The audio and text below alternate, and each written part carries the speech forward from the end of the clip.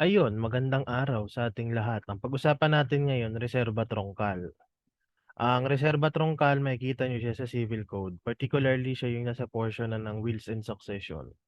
And in layman's term, para mas madaling maintindihan, wills and succession, siya yung mga mana-mana, sinong pwedeng may-ari ng specific property na yon after mawala ng taong to, 'di ba? So particularly, yung pag-uusapan natin ngayon, reserba trungkal. So, ano nga ba yung reserba trungkal? Okay, sabi ng Civil Code, ang reserba trungkal, this is where the ascendant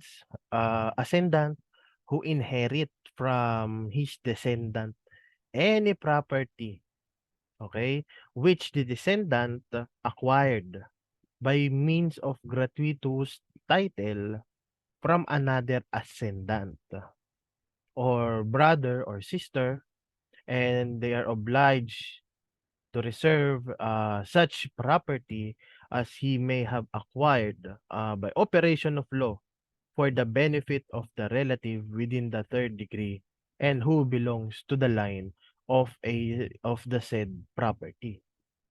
Yan yung sinabi ng Civil Code.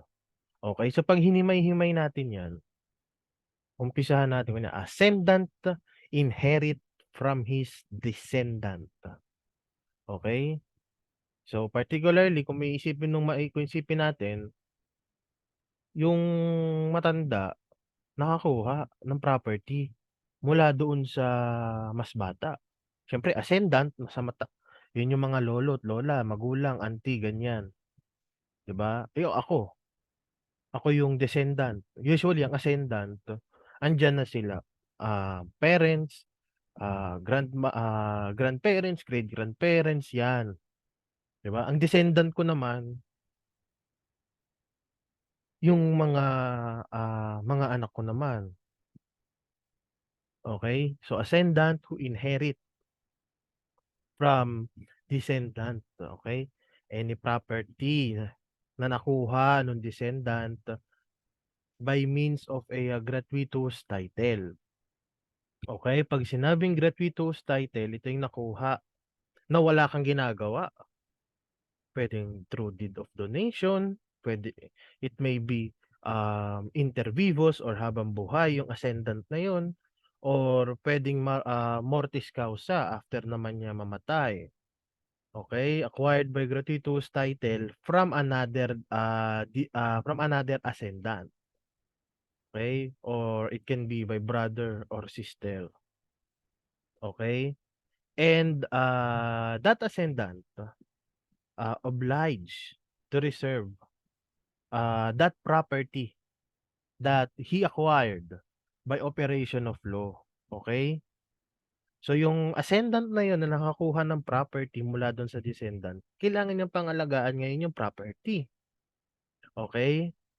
Nakuha niya yun by operation of law, okay? At aalagaan niya yun for the benefit of the relative within the third degree, okay? Third degree, and who belongs to the line of which said property, yan yung sinabi. 'Pag sinabing within the third degree, saan manggagaling yun? Third degree ba nung ascendant na nagbigay? Third degree ng ascendant na tumanggap? O third degree mula dun sa descendant? Ang sabi diyan, third degree galing sa descendant. So kung ako nakatanggap,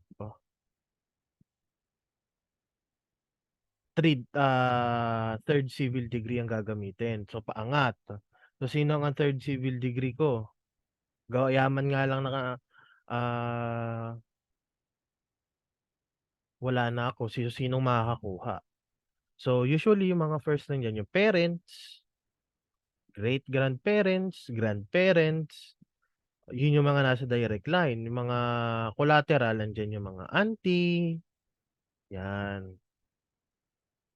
Sila yung mga puwedeng kasama sa third degree. Ano bang purpose? Okey, ano bang purpose ng reserba trungkal? Ang purpose kaya meron tayong ganitong batas, eh, para ma-prevent yung ibang tao na hindi kasama dun sa pamilyang yun, na makuha yung property, okey? Kaya kailangan nilang ibalik yun kung saan talaga nanggaling, okey? So, gawa tayong senaryo para mas medyo malinawagan tayo. So, yung ascendant, so palagay natin yung yung mother ko binigyan niya ako, okey? Binigyan niya ako ngayon ng property tapos sa subsequently, hindi ako nagkaroon ng asawa at wala akong anak, okey? So, ang nangyari after nun nawala rin yung mother ko. So, kanino na mapupunta yung property? Kung nawala yung mother ko ta's sumunod ako, after niya mabigay yung property namatay din ako. So, under the law, operation of law, makakakuha nun yung father ko. Okey, kunyari let's say wala akong nagawang kahit anong kasulatan, technically siya makakakuha nun. So, ano ngayon ang role niya? Ang role ngayon ng father ko, kailangan niyang alagaan ngayon yung property, okey? At hindi niya yun puwedeng, ah, maibenta. Gawa nga ng sabi nga ng batas, they're obliged to reserve that property that they have acquired by operation of law.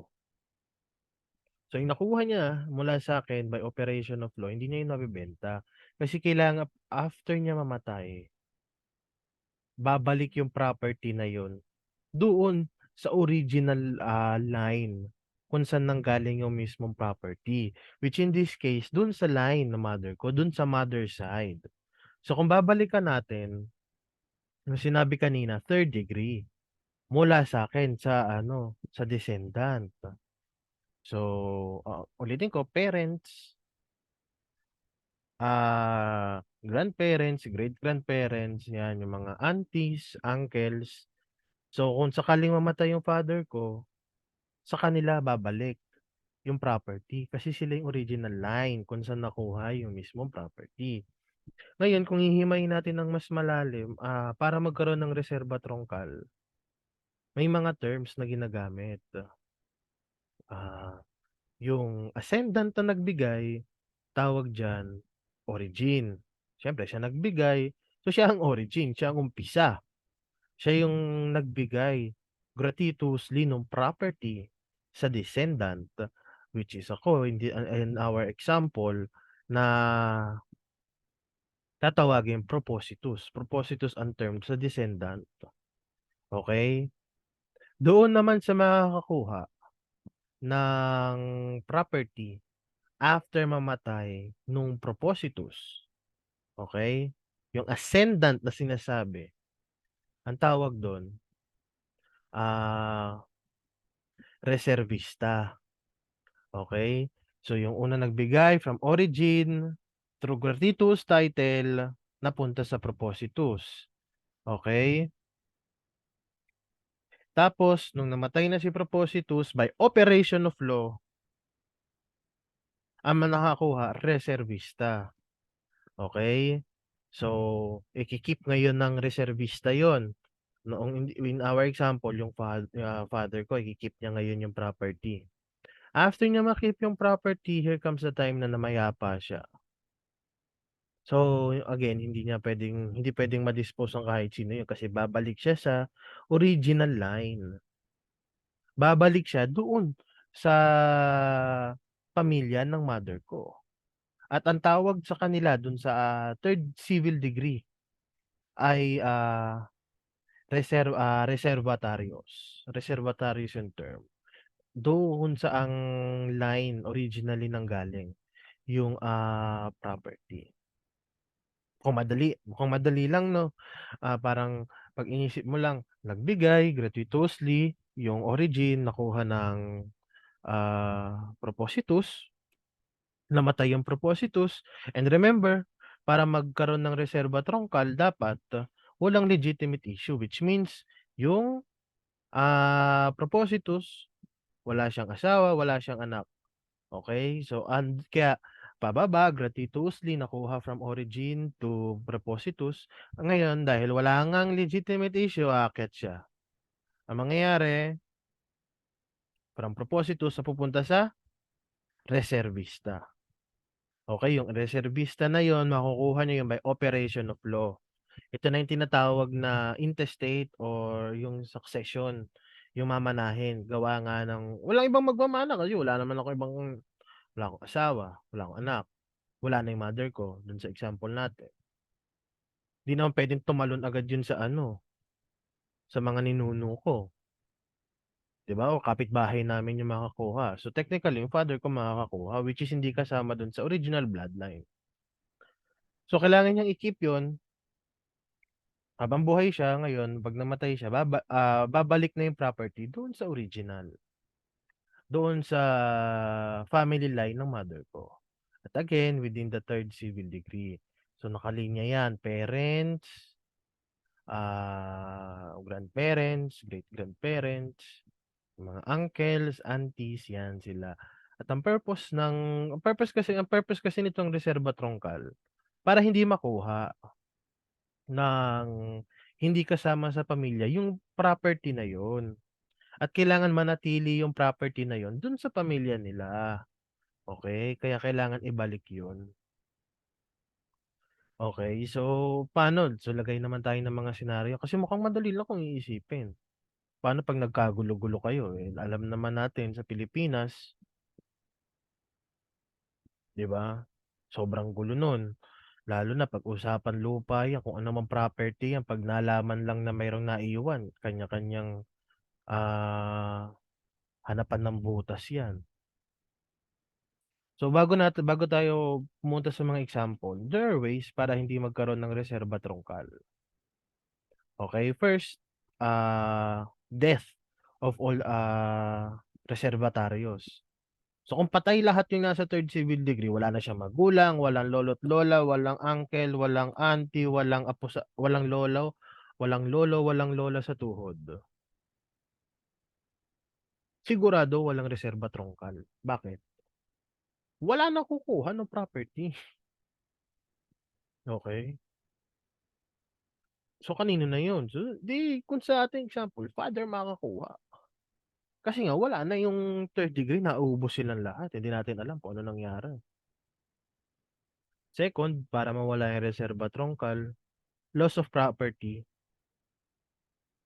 Loss of property na walang fault or negligence dun sa part nung, reservista, okey?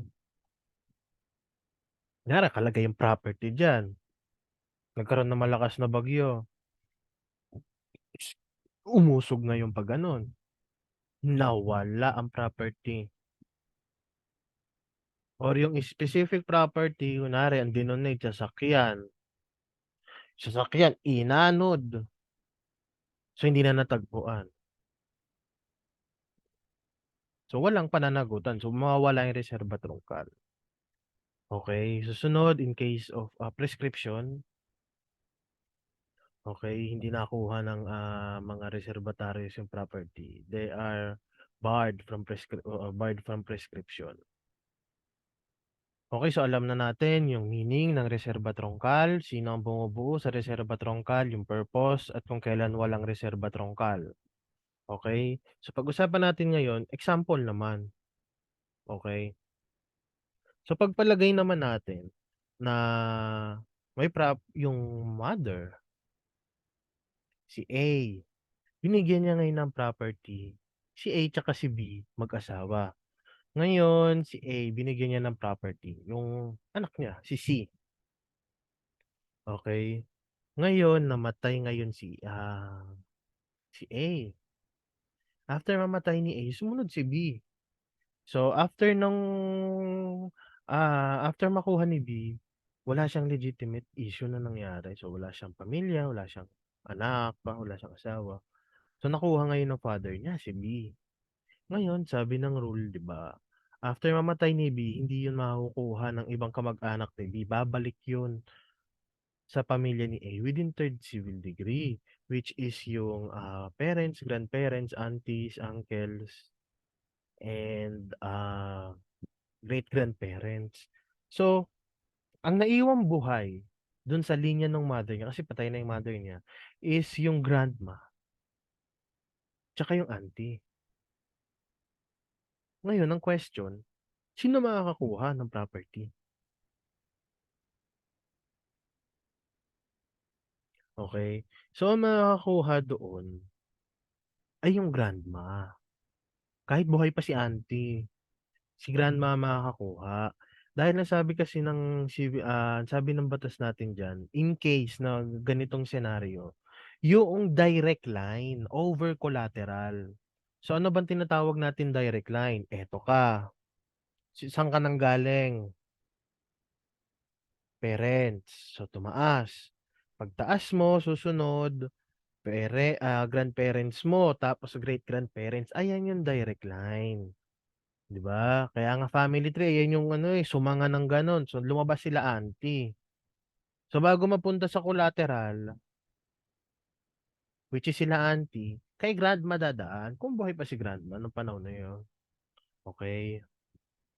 In case naman na buhay wala na ka ng wala na yung mother mo, wala na rin yung, great-grandparents, wala na rin ang grandma or grandpa mo. Ang naiwan si auntie tsaka si uncle. Eh, may naiwan kang palagay mo ng 100,000,000. So, sino makakakuha ngayon ng 100,000,000? Okey? So, given na naita-transfer na from, reservista which is yung father mo, ita-transfer na pabalik yung specific property. Okey? So, sinasabi pagka nagshi-share naman sila ng, category, so palagay nating auntie and uncle, nasa isang box lang naman yang dalawang 'yan, eh. Kaiba lang ng babae tsaka lalaki. So, ang mangyayari pagka nandun lang kayo auntie, uncles, naka-bracket kayo pareho, mangyayari dun hati kayo. Okey, 500 tig-500,000,000 kayo bahala kung saan niyo gastusin yung, 500,000,000. So, paano naman kung kunyari ang ano naman, ah, wala ka ng mother, so ang meron ka lang, wala ka na ring auntie, wala ka na ring uncle, ang meron ka na lang lolo, tsaka lolo sa tuhod. Ngayon, sino makakakuha ng 100,000,000? Ang makakakuha sa ganitong senaryo is yung grandpa, okey? Kasi ang sabi naman ng batas natin sa ganitong mga senaryo, ah, the degree nearer excludes the farther. So, sinong mas malapit sa'yo, yung lolo mo, yung lolo mo sa tuhod? Yung lolo mo. So, technically ang makakakuha nung 100,000,000 worth of property na yun, yung lolo mo kasi mas malapit siya kumpara sa lolo mo sa tuhod, okey? Paano naman kung kunyari wala na yung mama, wala na rin yung lolo mo sa tuhod, wala na rin yung lolo mo. Ang meron ka, pinsan. After mamatay ng father mo ni-reserve yung property, makukuha ba ng pinsan mo yun? Siyempre hindi. Kasi ang sinasabi ng batas, within third degree, okey? Who belong to the line of which the property came. Eh, ang cousin pang-ilan? Pang-fourth siya, okey? So, una, 'di ba, parents, grandparents, great-grandparents, 'di ba? Then yung, mga aunties and uncles na 'yan, sila yung mga nakalista na magiging, kasama na maging reservataryos. Which is yung cousin sa fourth degree na sila, hindi sila kasali. So, ano mangyayari? Mangyayari diyan, maiiwan ngayon sa father mo. Ngayon dahil wala na rin yung father mo, wala na ring reserba trongkal, usually sa estate na 'yan ng father mo. Bahala na ang tatamasa na nung 100,000,000 na 'yan, yung mga kamag-anak niyo, estate niya na. So, between lola and auntie, sino naman? Lola. Again, direct relatives versus collateral. Ang mananalo yung direct. Direct si lola. Sumangal lang si auntie pag ganun, lumiko. Okay? Ano ba ibang example? Paano naman kung kunyari, o 'di ba patay na nga, patay na siya, tapos so patay na yung mother, wala na lahat. Okay, wala na lahat, pero dahil, medyo chick boy yung father mo na nakakuha ng 100 million, nagpakasal siya ulit sa kumare ng mama mo, pinagpakasal sila. Ngayon makukuha ba niya yun or puwede niyang ibigay given na wala na yung third degree? Wala na sila lolo sa tuhod, parents. Answer is yes, dahil wala ng reservataryos, which is yun nga yung mga nasa third civil degree, makukuha na ng estate niya yun, so puwede niyang maibigay. Kasi nga again ulitin natin, extinguishment ng reserva truncal through death of all the reservoir, okey? So hindi niya so puwede niyang mabibigay yun 'pag wala na yung mga ano, reservataryos. So paano naman kung yung second wife, okey, buhay pa, sa example natin nito wala ng kamag-anak dun sa mother line, ngayon itong example na 'to may cousin, may second wife, si father. Yung father tatay ha, hindi pare, yung father, makakakuha niyan yung second wife, okey? Dun sa unang example, 'di ba? Isang example diyan, hindi na makakakuha ang second wife habang may buhay na reserbataryo, okey? Yun na mga nasa third civil degree. Dito sa ginawa natin, okey, wala ng buhay. Ang buhay pinsan niya. Anong sinabi kanina? Ang sabi natin kanina ang cousin, wala ng makukuha yan, hindi siya walang reserba trongkal pagdating sa pinsan. O dahil wala ng pinsan, considered pa rin siya, walang reserbataryo. So makakakuha niyan second wife, kasi wala ng reserba trongkal, gawa na na-extinguish na siya through the death of all the, reservataryos.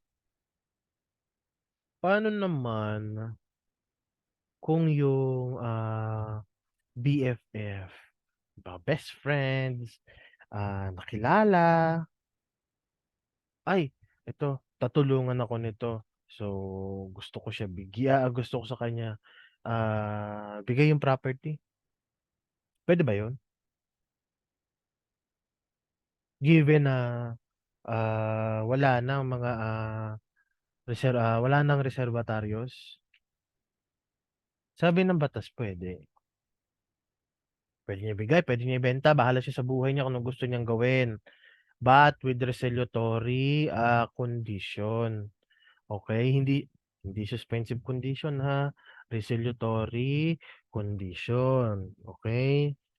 Dapat kasi pagka meron pa, buhay pang kahit ano, 'pag iyan ibinenta niya, under nga ng reserba trungkal, reservation lang ang trabaho niya dun sa lupa na 'yan, kukunin namin 'yan sa oras na sa oras na mawala yung, oras na mawala si father, again yung tatay, hindi yung pare. Babalik sa'min 'yan. Ngayon kung wala na kami, ay sige wala na, under resolutory condition. O sige bahala ka, benta mo, bahala ka sa buhay mo, okey? So paano naman 'pag ganitong senaryo? So ang dami, may mga example na tayo. So alam niyo na, yung, nearest, mas malapit na degree versus sa malayong degree. Susunod yung direct and collateral, okey? 'Pag wala na, extinguishment ng reserba. Yun, matitignan. So, paano naman ngayon kunyari, yung mother, si A, tsaka si B mag-asawa. Si A, yung mother, binentahan ako. Ako yung anak, kunyari pangalan ko si C. Ako si C, binentahan niya ng property or palagay natin kotse. So, wala rin akong legitimate issue. Wala akong asawa, wala akong anak. So, after ko mamatay, patay na rin yung mother ko, nakakuha nun, father ko. 'Di ba? Usapan natin kanina, 'di ba? Pagka ano, at ngayon, namatay din yung father ko. Pero nung namatay yung father ko, namatay si B, buhay pa si lolo sa tuhod. Tibay. Buhay pa si lolo sa tuhod. Question, may reserba trongkal? Answer, wala. Bakit? Kasi nga, ulitin natin, ang sabi nung umpisa natin, acquired by gratuitous title. Wala kang ginagawa, binigay sa'yo yung property. 'Di ba? Pero in this case, ibinenta ng mother ko sa akin A to C yung property. So may ginawa ako kasi in exchange na binigay yung sasakyan, binayaran ko ng pera. So hindi papasok sa reserba trongkal, okey? So yun yung mga dapat natin tandaan pagdating sa reserba trongkal.